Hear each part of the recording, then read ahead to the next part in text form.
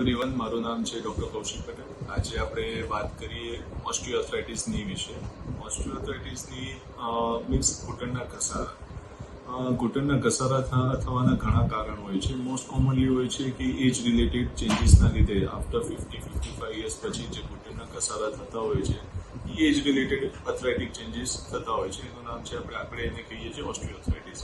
બીજા 2-3 રીઝન જે કોમનલી છે એ રુમેટોઇડ ને ગાઉટી આર્થ્રાઇટિસ હોય છે. રુમેટોઇડ યુઝ્યુઅલી એજ તમારી હોય છે 45-50 પ્લસ, યુઝ્યુઅલી ફિમેલ્સમાં જોવા મળતા હોય છે. અને એમાં કેવું હોય છે કે બધા જ સાંધા ઇન્વોલ્વ થતા હોય છે, જે મેઇનલી તમારા હાથની આંગળીઓ. અને ગાઉટી આર્થ્રાઇટિસ તમને મેઇનલી મેલ પેશન્ટ્સમાં જોવા મળે, અને એમાં તમે જે પ્રોટીન રીચ ફૂડ ખાઓ ત્યારે યુઝ્યુઅલી જોવા મળતું હોય છે. Thank you.